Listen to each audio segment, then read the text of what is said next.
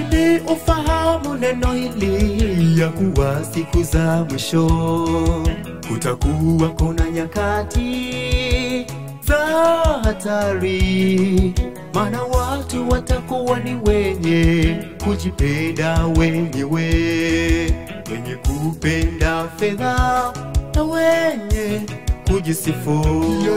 Yaliyotabiriwa na Bwana Yesu yanatimia. Vita, njaa, magonjwa ni dalili za kurudi kwake.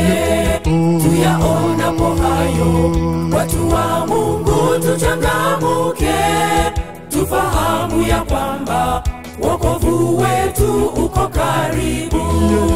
Yaliyotabiriwa na Bwana Yesu yanatimia. Vita, njaa, magonjwa ni dalili za kurudi kwake. Tuyaonapo hayo, watu wa Mungu tuchangamuke, tufahamu ya kwamba wokovu wetu uko karibu.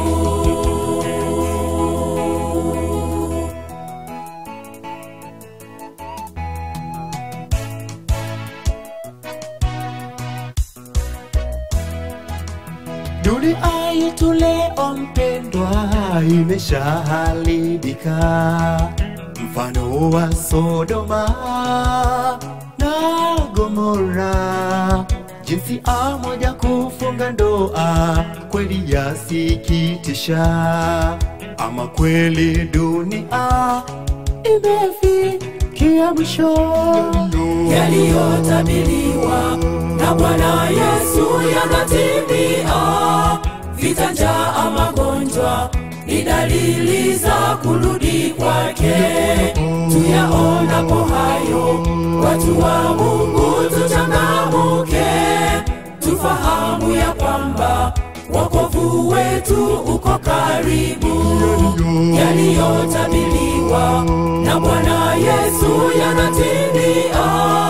Vita, njaa, magonjwa ni dalili za kurudi kwake.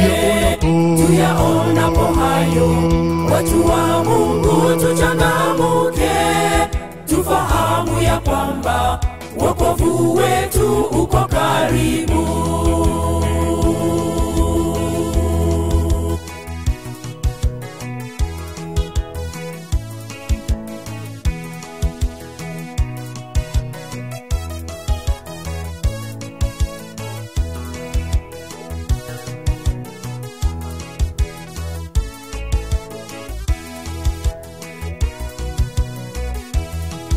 Machafuko ya kisiasa, watu kuandamana, amani imetoweka duniani kote. Mwenzangu tukimbie kwa Yesu, kwake kuna usalama. Siku ile ya mwisho tupate kuokolewa. Yaliyotabiriwa na Bwana Yesu yanatimia. Vita, njaa, magonjwa ni dalili za kurudi kwake. Tuyaonapo hayo, watu wa Mungu tuchangamuke, tufahamu ya kwamba wokovu wetu uko karibu. Yaliyotabiriwa na Bwana Yesu yanatimia. Vita, njaa, magonjwa ni dalili za kurudi kwake. Tuyaonapo hayo, watu wa Mungu tuchangamuke, tufahamu ya kwamba wokovu wetu uko karibu. Yaliyotabiriwa na Bwana Yesu yanatimia.